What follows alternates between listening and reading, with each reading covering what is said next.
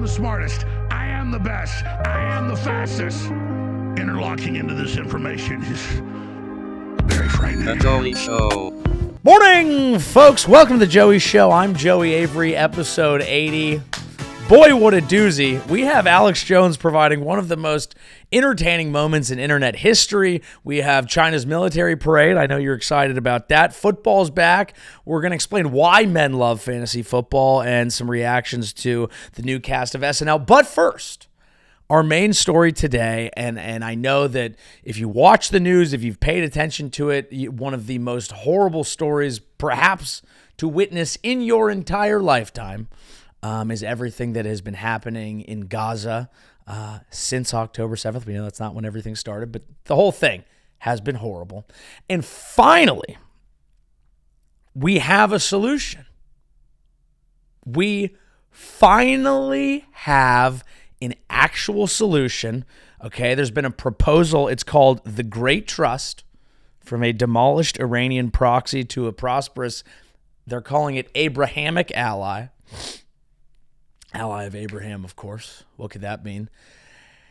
And we have finally a proposal that is being talked about in meetings as Jared Kushner, Trump's son-in-law, and of course, Tony Blair, who did a really good job with how we, rebuilt Iraq so well, is being discussed. And this proposal that was published in full by the Washington Post is finally the thing that I think is going to fix it.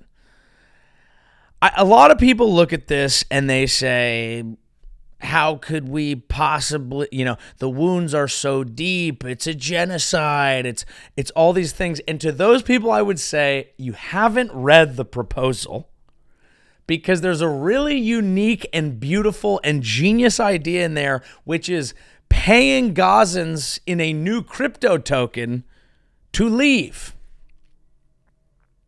This has not been considered before. And I know some people would think like, oh, that's callous. Like, you've destroyed an entire place that had history and culture. Was it nice? Was it well run? No.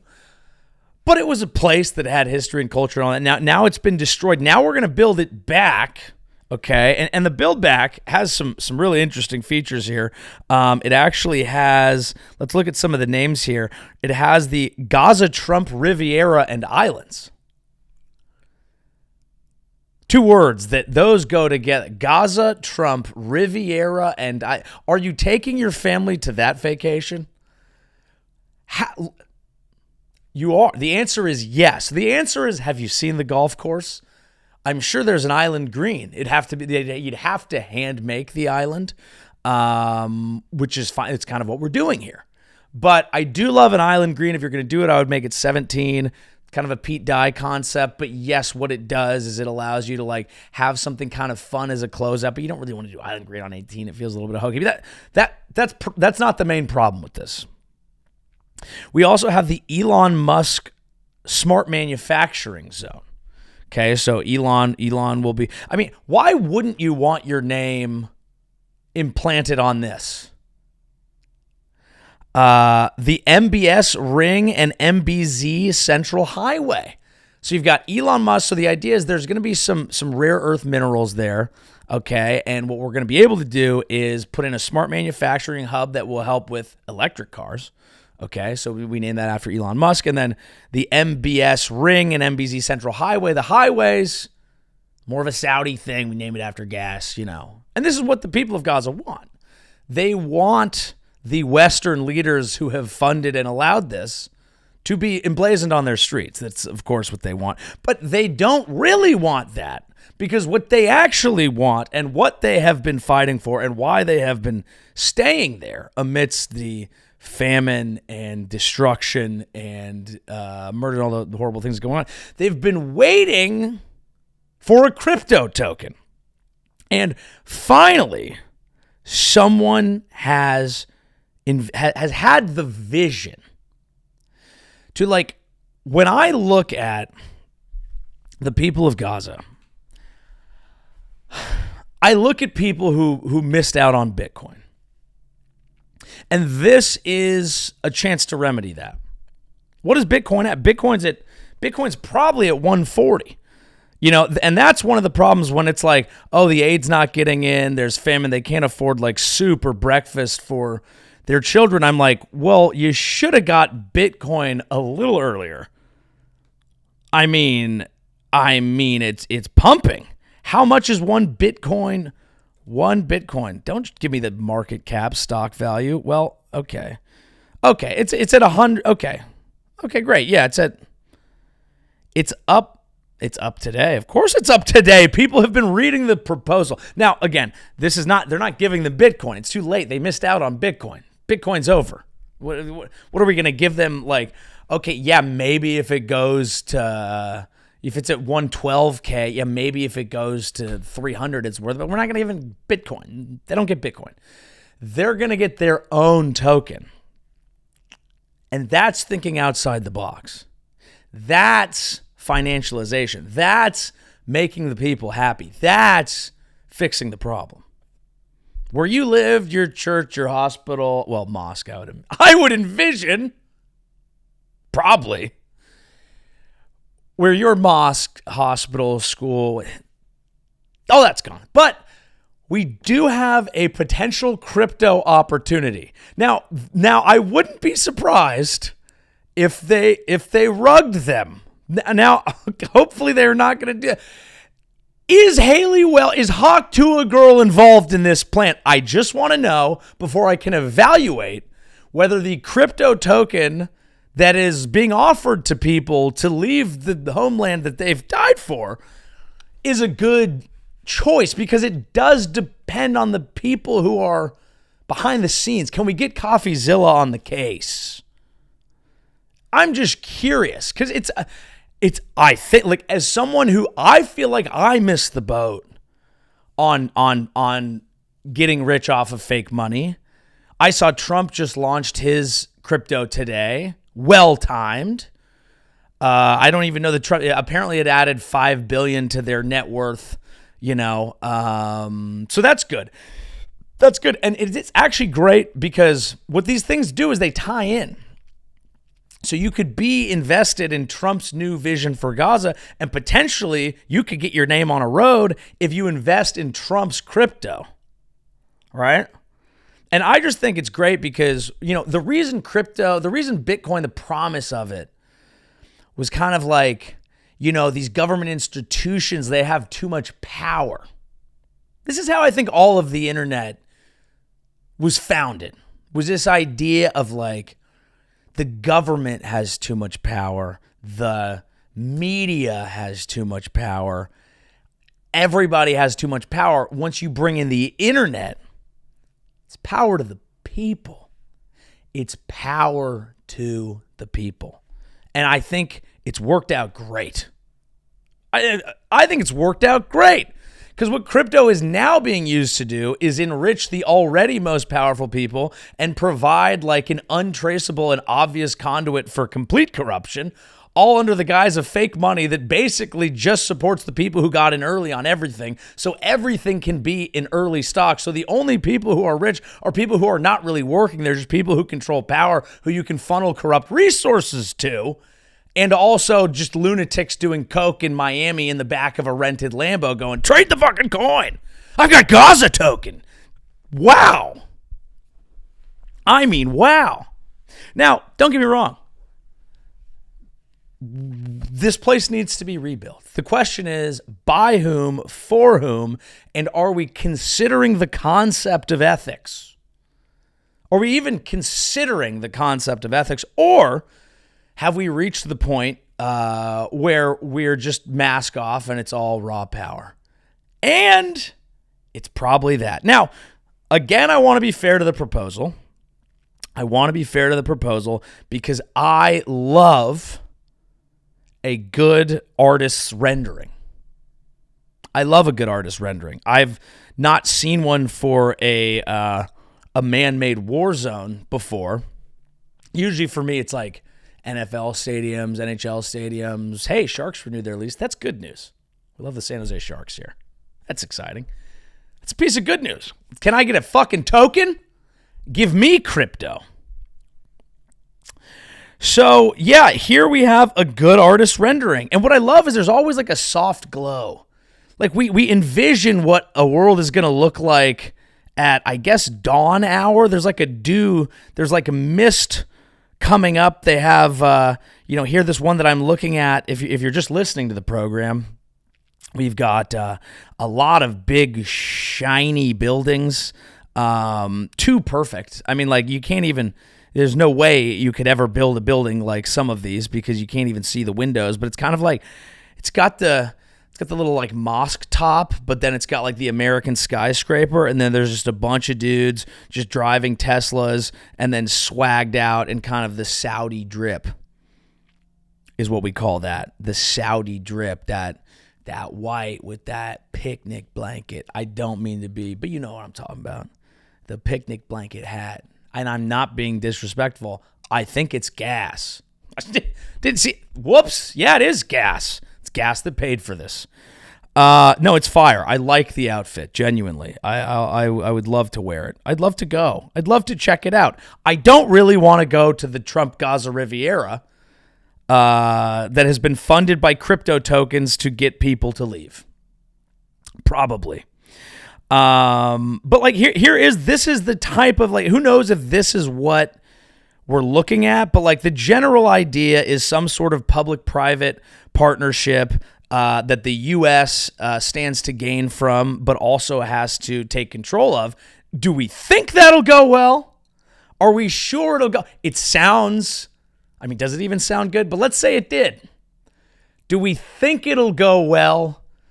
Do we feel like our presence in this place that, maybe in America, I think it's very easy to forget, maybe less so now. But when you are involved, even indirectly, in this level of pain on a group of people that represent an entire region, you open yourselves up to, I'd say, criticism, but also things much worse than that come in backpacks and on children sometimes. And I don't support that. That's not good at all. Do we think we really want to put our name and stamp and be involved in anything long-term that has the term? Do we want to run Gaza? Is that what we think we want? Now, again, I think we're being a little unfair to this, myself included, because when people say, hey, generations of my family died in that, and then we say, have you refreshed Coinbase? We gave you an early stage crypto token. How's it going? And they'll go, not well. It's not Bitcoin. We'll go, shut up. Believe in it. You got to believe in the project. That's the key with crypto. Some people get very rich doing it. Yes, again, does it provide value? No, obviously not. But it's about belief, okay? And I think that's maybe what we're trying to portray here with this project is you believed in a lot of things. That region is about nothing but belief, really. If you think about it, these are the Holy Lands. Tigris, Euphrates, Jesus, Abraham, Muhammad, the boys. Everybody was living there for some reason. Was there nowhere else? Seems odd. Is there prophets from, do we have prophets from Africa? Too many, I think, was the problem. It became a branding issue. Too many. Your fault. Sorry. But the boys lived there, and it was about faith. And that entire region is about faith in the boys. Specifically, honestly, they really believe more in the boys than the girls. And I don't agree with that. But that region is about faith in the boys, the three boys, the trio, okay? And people fight over which one to have faith in. But they're missing, everyone, a key thing that you need to believe in. Crypto. Because what is crypto about? Except faith. Except belief. And sometimes it's about holding strong. It's what you really believe in. Diamond hands, hold, stay strong.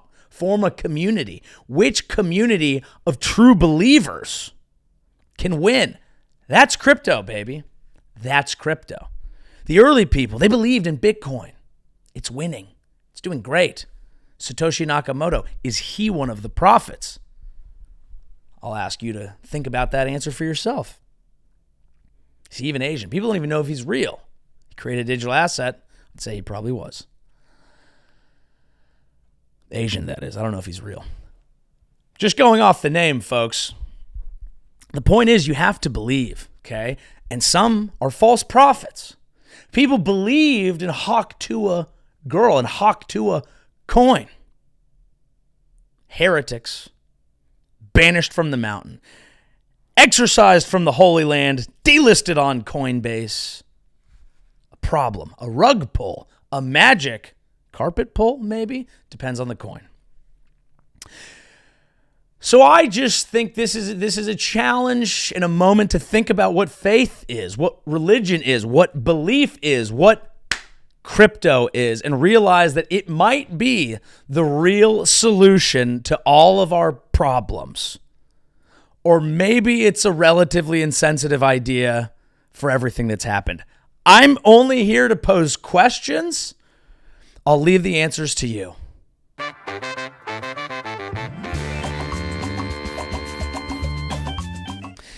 Now, next up here, I want to let's do a little something more fun. Let's do a little something more fun. Alex Jones is an individual. Many of you have heard of him. You're aware of his work.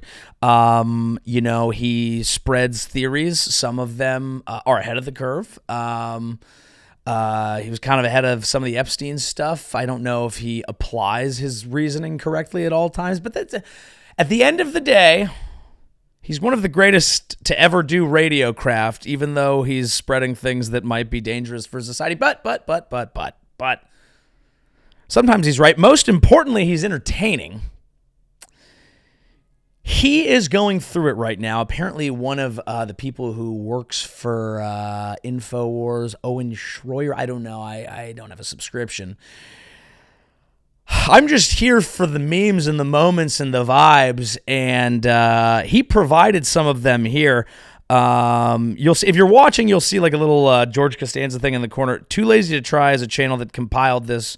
Check that out if you want to see his breakdown of it. But that's where I caught this clip, and it was just too good for me not to share. Let's let Alex take it away. Owen Schroyer is a baby sucking on a pacifier. He's an elitist, arrogant dirtbag. Owen Schroyer is scum. You think I'm here to be shit on? Do I look like a fucking toilet to you? There's no more filter. It's gone. And anybody fucks with me is going to get the full truth. And nothing but it, so help me God. And then you want to try to stab your mother in the back because you're a big boy leaving the nest. Well, guess what? You know what your mother is going to do? Piss on you.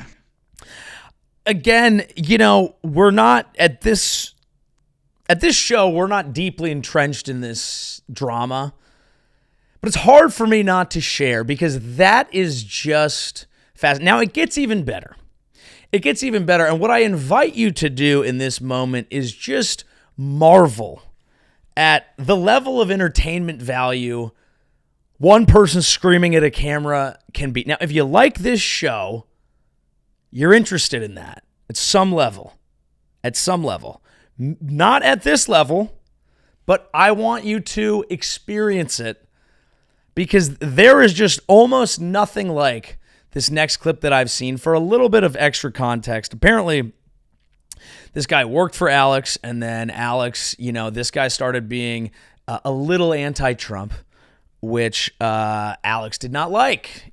Alex, who's talked a lot about the Epstein case when it was against Democrats, is not as harsh on Trump about it. Now, on this program, we have the Epstein Minute, and we believe they need to release all the files, and we've said that clearly, and I don't care who's president. I think it's important. The American people have needed to see this. It's eroded trust, and we need to know what exactly is going on, because when you dive into it, there's too much that doesn't make sense. So we'll keep bringing it up when we can. But apparently Alex didn't like that this guy was being, quote, too negative and too pessimistic and too anti-Trump, which is funny for a guy who thinks the world is run by pedophile lizards. Feels pessimistic to me, but everyone has their own definition. So this guy goes to leave, and I guess he did a 5-hour live stream kind of explaining why he's leaving InfoWars, and Alex did not like that. I will say to the man leaving, you work for Alex Jones. When you decide to leave, you're going to get Alex Jonesed. It's part of the deal. But let's watch one of the great reactions I've ever seen to an employee relatively amicably leaving a company. This employee, again, tweeted out like, we wish everyone the best, all that. Relatively, amicably leaving a company. Alex Jones, take it away. And I will no longer let lesser men try to build their resume by claiming I'm a traitor when they're scumbag Benedict Arnolds. Pieces of shit. Wannabe elitists. Arrogant scumbags. I'm not arrogant. I'm on a power trip. I'm in a total commitment against evil. I'm pouring out my guts, my soul, my family, everything I've got committed to this, and I will not have pieces of fucking shit lie about me and say I'm not true. I will fucking destroy you, scum. All of you. Fuck you. I've sworn on the altar of God, total resistance against every form of tyranny, against the mind of men. And I told everyone 2 weeks ago, I'm leveling up. And it's scary. Because I'm a scary person. I can outthink and outmaneuver all these people. And I just keep trying to get the general society to wake up and win. But I guess it does lie to me. I guess I am the smartest. I am the best. I am the fastest. The problem is, interlocking into this information is very frightening. So, it must be done. So I will do it. I'll never watch another movie. I guess I have to become celibate because I can't give my energy up to sex. That's the biggest strain on me because I'm a man. There is no more pleasure. There is no more pain. There is no more art. There is no more culture. There is only war. And I commit myself to total war against Satan. And I ask God to lead God and direct me and commit me to his arms and to become a complete vessel of warfare against this operation.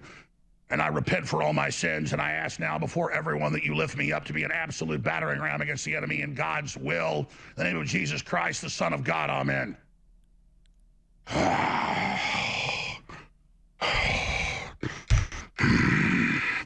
So everybody be on notice.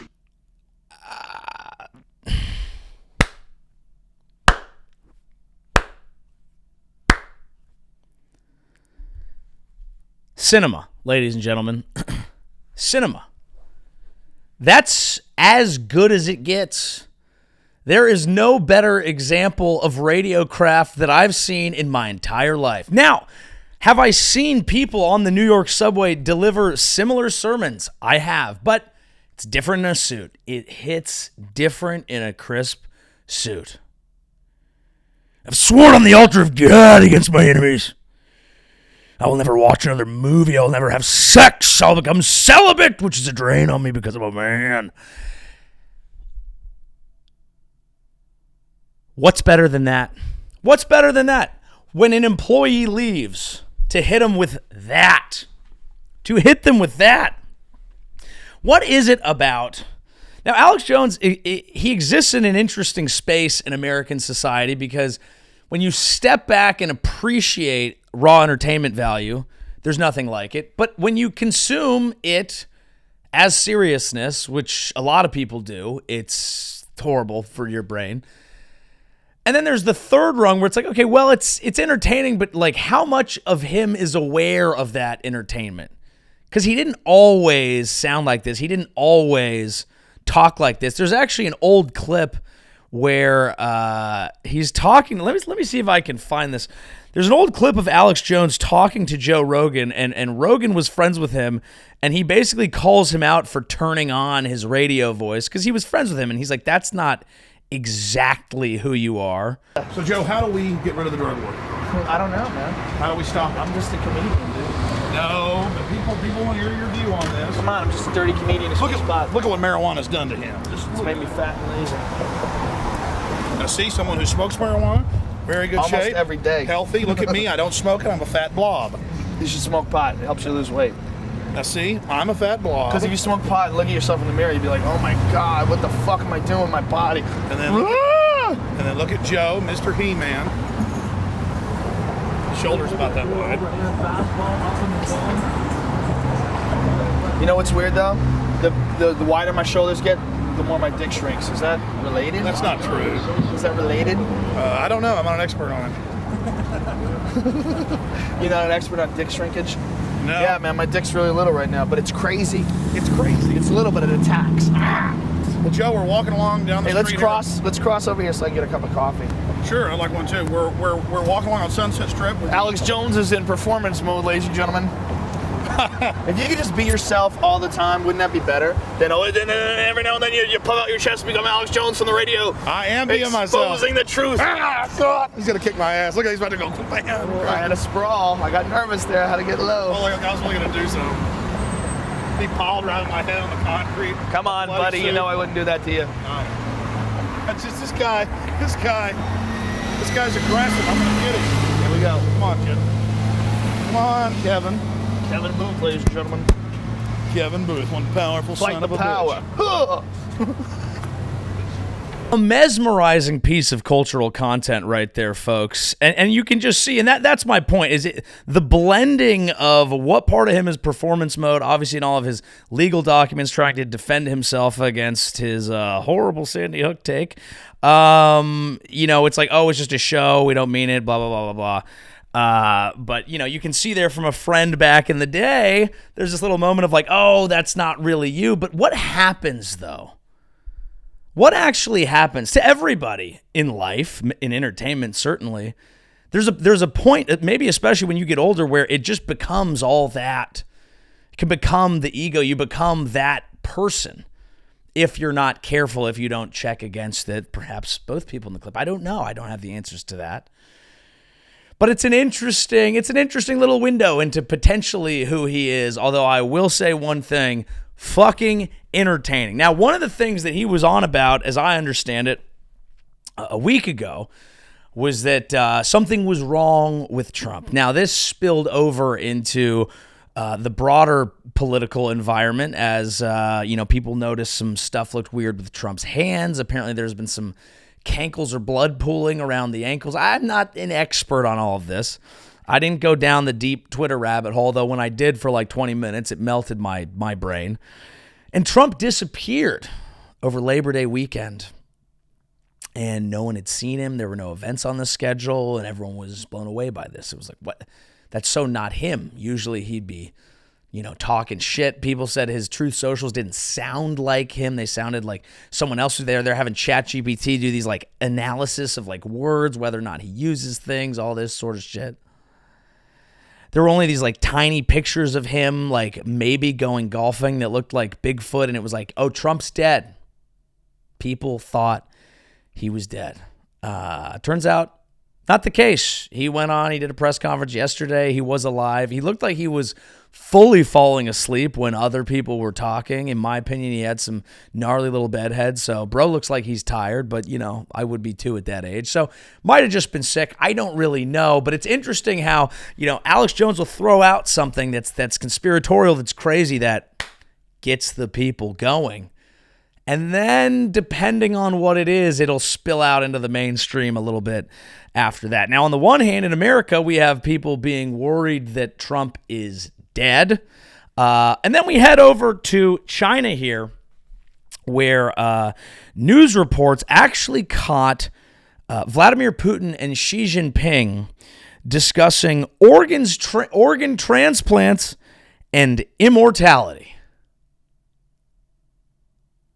Well, that doesn't make me feel great.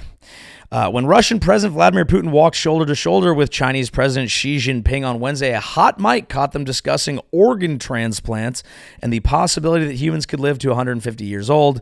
The moment was carried on live stream by state broadcasters CCTV to other media, including AP and Reuters, as Putin and Xi walked toward the Tiananmen rostrum, where they viewed the parade with Kim. Putin's translator could be heard saying in Chinese, "Biotechnology is continuously developing." The translator added after an inaudible passage, "Human organs can be continuously transplanted.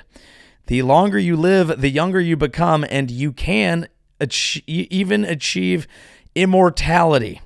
In response, Xi, who was off camera, can be heard saying in Chinese, "Some predict that in this century, humans may live to 150 years old." Those are not the two people I really want to be having that conversation.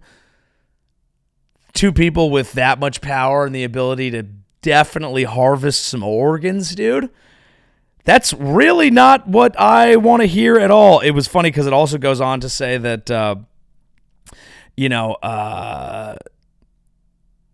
Kim Jong's over there in the corner, just kind of sitting there chilling, and they couldn't tell if it got translated to him. Which is interesting because, like, he doesn't have the technology, but he does have the organs to do. Look, hey, love a little bit of longevity, tiny bit. Would love to be playing golf when I'm 85. Sounds great. Best chance I have to shoot my age. It's a thing. That'd be great. Take a little spoonful of creatine up the ass. I like small gains. And maybe that's my problem. Maybe my problem is that I'm not a maximalist enough thinker. I'm like, maybe we should just, have a country that functions in a democracy. Maybe we shouldn't all have fake money. Maybe we shouldn't live literally forever. And the people who really crush it have crazy fucking thoughts. These are not the guys I want talking about their way of living forever being continuous organ transplants. People who can lead and people who run countries who have led to mass deaths of their own people, who have camps of political prisoners with fresh, hot little organs. These are not the people that I want to be. Why can't it just be creatine for you guys? They don't even look like they're taking it. Putin, maybe. Xi Jinping wears those. Xi Jinping be wearing that Asian drip where it's like, that looks like a body built by cigarettes. He could be hiding anything in there. His pecs are probably pretty weak. Shouldn't say that about Xi if I ever want to go there. That's okay. But that's the sort of thing that gets real fucking creepy. Real creepy. Real creepy. Not really want to think about continuous organ transplants for all the dear leaders. Kim Jong-un into the corner like, what? We just built a water slide. Nice water slide. Happy for you. Maybe a little bit far from living forever, but he has the organs to back it up. Scares me. It's like all those tales. You don't want to go to Russia. You'll wake up in a bathtub with your fucking kidney missing. I'm like, no, you won't. Until now. That's what they're talking about. What do you talk about with your friends? Not that. Not that at all. I'm like, oh, you got engaged? That's cool. Who cares? Forever. Forever love? Who cares? Forever liver? Maybe that. Although, as I'm thinking about it, score one for the boys who like to rage. What? Like right now, longevity is very focused on like, you got to get your sleep. You got to go to bed at 8 p.m. You got to do like all this shit. But it's like with organ transplants, it's like you just got to play beer pong and have a rich dad. That's it's doable for some. It's doable for some. It's just going to be frat guys living to 200 years old being like, fuck, dude. Let me see that pussy. Like that's... The Bible talked about people who were like 5, 6, 7, 800 years old, I assume. And it's talking about like how wise they were. Not with this plan. Not with this plan. It's just going to be dudes like, dude, where's the fucking bag and key? I just bought a new liver and nose. Let me hit that. Perhaps you'd get over it. Maybe you'd finally find time to read. I don't know. This military parade was something because it's China celebrating they won World War II. I'd never heard that in my life. What? What the fuck do you mean? I didn't even know you were there, respectfully. Didn't even know they were there. Is that Chinese erasure? Or are they just pretending? Chinese guy cheating off the white guy? What an interesting twist to my high school experience. Complete opposite. It was very interesting because they're holding this big old fucking, we won World War II. It's been 80 years, episode 80 of The Joey Show. Shout out to us. Episode 80 of The Joey Show, 80th anniversary of China? Are we sure? Winning World War II? Their whole thing apparently is they're like, we've been fighting Japan for longer. Racists? I don't know. But it's funny because their whole thing was like, okay, fine, we're going to do a military parade. We're going to show people it's China, it's Vladimir Putin, it's Kim Jong-un, and they're like, we are here to stand for peace. The world can fight, we were standing on the precipice of whether the world wants to stand for peace or war with Vladimir Putin. Funny, interesting. But it was funny because Trump tweeted about it, or truthed, and he said, he was like, we want to wish, it was like a nice little backhanded. It was like, we want to wish China a happy anniversary of your grand victory in the war. Please enjoy the day. Send my warmest regards to Putin and Kim Jong-un as you all conspire against America. And I thought that was, we talk about this a little bit on this show. I thought that was just an illuminating moment where like you look at this stuff and everyone assumes it's brilliant, strategic geopolitics. It's the smartest guys in the room doing the smartest thing in the room. And it's always been Mean Girls. It has. It's the lunch table. You can't sit with us. Why is China inviting Kim Jong-un? Is it because they love his love of feeding rats to his people? Allegedly. We love the dear leader. Perhaps we'll visit.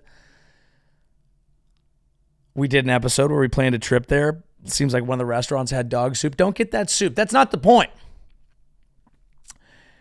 Is it because he's like, this is the most important strategic ally? Is it because Russia is the most important person he could invite? No, it's because fuck you is why. Fuck you. Mean Girls. You can't sit with us. On Tuesdays, we wear pink. On the 80th anniversary of China's alleged victory in World War II, we invite dictators and talk about harvesting organ transplants to live forever. That's Mean Girls. It's just with the Bowie twist. No girls allowed. Hang the sign outside of the treehouse. So that's what's going on over there. There's no one that I want to live forever more than these three guys. Folks, I'm kidding. Let's do a tiny bit of culture here on the back end. We're going to talk brief fantasy football, not in the weeds, just why it exists, a little reaction to the new cast of SNL. But first, come on out, folks, and see me on tour. JoeyAvery.com/live. We got a ton of great shows coming up. Added some new dates, so the end of 2025 is looking good, and we actually have a few more coming in, and then we'll start announcing the next tour dates soon. Springfield, Massachusetts, Washington, D.C., Branchburg, New Jersey. That's basically outside of New York. So if you're in New York, it's like 20 minutes if you want to come to Willie McBride's. Point Pleasant Beach, New Jersey, Levittown, New York, that's on Long Island, Charlotte, North Carolina, San Diego, California, Denver, Comedy Works downtown, that one's added November 23rd, right around Thanksgiving, Beverly, Massachusetts, Batavia, Illinois, and San Jose, California, December 23rd. Boy, am I going to some bustling metropolises there. All right, make sure to like and subscribe, of course. Leave a comment, leave a whatever, shout out to the 12. Keep killing it. Y'all the best. All right, folks, football's almost back, which is incredibly exciting. It's already back if you're into the college game. Shout out Michigan Go Blue. Bryce Underwood looking pretty good, aren't they? Okay. Really excited for football being back. I'm a fan, sports fan in general, but when football comes back, the entire kind of sporting calendar starts breaking up. And I was struck as a man who is in too many fantasy leagues about the cultural impact versus playing utility of fantasy football. Like, I am in 5 leagues now, 4 with friends that I was in, and then I'm actually participating in a Chubby's Fantasy League with Mark Sanchez, Scott Hansen, Ian Rappaport, Emmanuel Sanders. I don't think Kittle's allowed to play, but he was on the drafts. Anyway, it's a fun league. Had to join it, had to add a 5th. And fantasy football is really interesting to me because it is one of the most ubiquitous kind of sporting games in the American world. There's a show about fantasy football. There are The League, right? A sitcom, but there's also a bunch of full-on shows. If you go to like ESPN 2 through 9 on any random day of the last 2 months, there's like a couple nerds staring at a computer being like, people are really sleeping on Jonnu Smith, tight end. Last time he was with Arthur. And what's amazing about it is none of it's true and none of it matters. That's the most fascinating thing about fantasy football is it's a way to waste time. It's essentially a game of data analytics. I have friends who are in leagues who don't even watch football. They can do just as well in a draft by going off of the expert rank, the projections, what they did last year, where their average draft position is. It's basically what I do. I'm not grinding tape. I have a life. I'm not out here just grinding tape on random tight ends like, oh, look how fast he was on that button hook. If you even did that, you'd probably get thrown off because you'd go off down the wrong path. You just have to just not care too much and hope people on your team's knees don't explode. That's fantasy football. So it's fascinating to me that it's such a popular game. But at the same time, I'm in 5 leagues. So I'm not sitting here being like, oh, I'm above it or any of that. No. I am in it. I'm the use case for this. I barely know what I like watching. It's fun. I think it's popular for a couple reasons.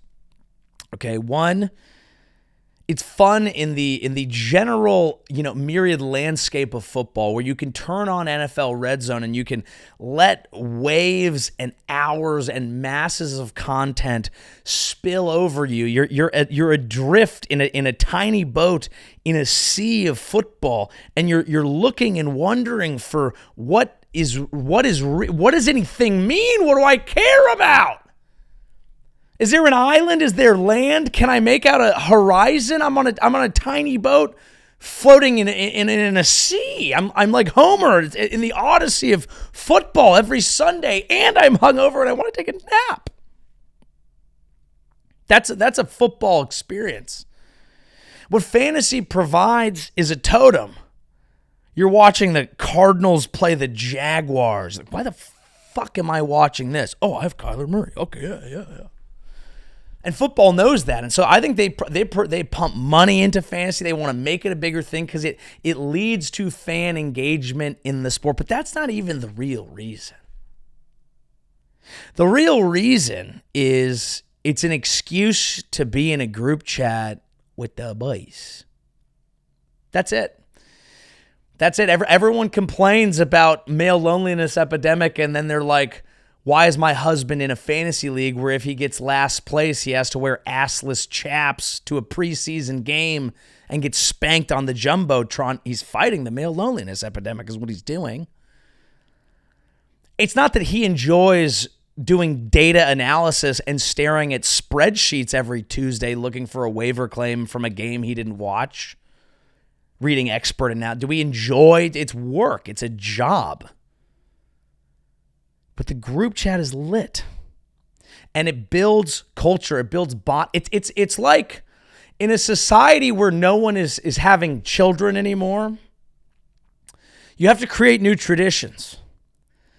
If we're not at the replacement rate of having kids, okay, I'm not coming to your 1-year-old's birthday party until I have a 1-year-old too. Watch some kid shit his pants. No, I'm going to watch Red Zone and talk shit in a group chat while I'm technically alone, but watching screens and going, he said something funny, potentially inappropriate. It's a means to connect. It's like the golf trip. I love golf. I love golf. I like the experience. And then I get out there and I'm like, what the fuck? The fucking chip it, you fucking fuck. It's two things. It's the possibility to be great at something trivial. It's the competitive nature when your knees won't let you play pickup basketball anymore, when your body can't be in a competition that matters, let's be honest. We all wish we could still be playing a high school whatever, not because that was the best time of our life, but because the competition felt like it mattered. There was a chance you could win, a chance you could go pro, who knows? Competitive nature, okay? Being in a group, community, forming bonds together, making sense, being involved in the grand landscape, the open sea that is football. That's why you play fantasy, not because it's fun and not because any amount of information actually helps. It doesn't. Don't waste too much time on it. It's going to be okay. Just fucking enjoy your season with the boys. Finally here, SNL announced its new cast member.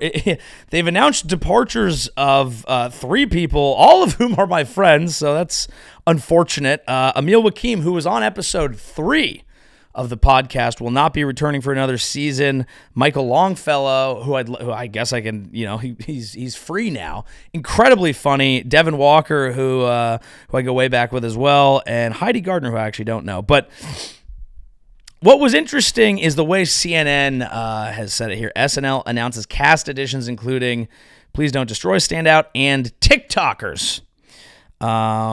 The long-running sketch show announced 5 new people were being added to the cast as so-called feature players. Tommy Brennan, Jeremy Colhane, Ben Marshall, Cam Patterson, and Veronica Slowikowska. I don't know Veronica. I don't know Jeremy. Ben apparently was a staff writer and is on this Please Don't Destroy. I don't know what that is. I'm sure a lot of you do, but I know the TikTokers, as they're called. Tommy Brennan and Cam Patterson are 2 people from the comedy realm that I think were very interesting choices for 2 different reasons. Cam Patterson, if you don't know, was also on this podcast. Episode, I don't fucking know, but it was a while back. You can dig for it. It's a good episode. Cam is an interesting guy. He the first time I met him, okay, he was like 2 years into stand-up, and I had said like, oh yeah, I got to go to Seattle tomorrow. I'm like, I'm not even really headlining. I'm just doing like a don't tell. And he was like, can I come with you and open? And I was like, well, I can't pay for anything. He's like, yeah, I'll figure it out. I'll be there. And I was like, seriously? And then he like couldn't do it, but that was the level of where he was at. And I was like, all right, he's going somewhere, and he has a natural amount of charisma. He went on Kill Tony, blew up immediately. One of the standout stars from that, and blew up, and then started like, I think he got cast in a Kevin Hart movie. And what he is a non-traditional fit for SNL. They a lot of times come from their history is like pulling from like the Harvard Lampoon, and he's like incredibly cerebral, and he's like a dude from Florida who just has it. And what they're hoping for is that he's going to be their next Eddie Murphy, essentially. It's a smart play. I think what you're going to see them start doing, and I'm not in these rooms, I'm not an SNL expert, but I think what you're going to see them doing is they pulled in Tommy Brennan, who is a comedian, I know him well, very funny. He's been on my New York show. He's been in at The Cellar. I think they're going to cycle comedians, stand-up people in and out relatively quickly, like Emil, like Michael Longfellow, like Tommy. Give them a year, see if it works. If not, keep it moving. Because what they're realizing is they need star power. They don't need long-running cast members that breed familiarity. They need people who are rocket ships that have either proven that already on social media like Cam, or that fit a different mold like Tommy, who they've seen at The Cellar, and they're like, all right, let's give this a shot. See how it goes for a year, and if he pops and becomes another Marcelo, for example, then I think they'll follow that. Cam is going to be fun to watch, and what it signifies for me, And maybe this is a little inside comedy, I don't know. But what it signifies for me is the culmination of a trend that's been building and very predictable for some time, which is that not that long ago, there was a divide in the comedy world between, like, are you an internet comedian or are you an industry comedian? In fact, I think I might have told this story like 2 years ago. I was at a party with Marcelo Hernandez, and he was talking. Someone asked, "Oh, who are those two guys?" And he described me and Mike Feeney. He goes, "Oh, they're internet comedians." And I was like, "The fuck are you doing, dude? That's crazy." And he was like, "What? I'm a basic cable comedian." I can't do his voice yet. But it was very funny. And it's kind of like he was doing it to be shitty in a funny way, right? It was a great move. It was checkmate, solid by him. Good job. But what is happening now is the industry is realizing they need internet comedians, not because those are two different things, but because the industry doesn't have juice to make stars anymore. They can add fuel to a fire. And what the internet can show them is who's already got a fire. And not a fire like, okay, like I'm doing pretty well, like me, like, okay, I've got a decent following. That is nothing to them. It's like, oh, they went on a larger platform like Cam did, became a rocket ship. Now we can add to that rocket. And what you're going to see more and more is them just basically being like, okay, this is working. It might not have always been for us, but it's clearly a thing, and let's just fucking throw it in. Let's throw it into the mix. We need fucking stars. We need to get, like, if SNL is going to survive, obviously they have the cachet, Lorne can do whatever he wants. It's not going to come out of cerebral sketch writing. It's going to come out of what it was in the past, which is almost a raggedy band of misfits that have raw star power. And that is going to come from people who have already proven themselves online, not the usual SNL casting process of like industry vetted, incredibly safe, politically on brand. It's not going to come from that. And I think it's smart, but I think you're going to see a lot of turnover in the years to come as they try quickly to get this right. At least that's what these choices say to me. Am I right? Who knows? Fucking probably.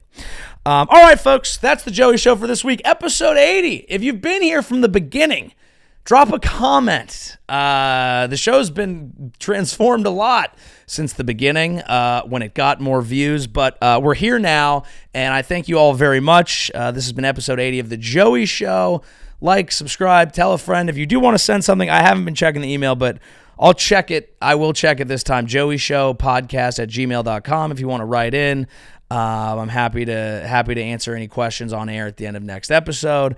Thank you very much. I'm Joey Avery. Good night. Thank God I have a podcast.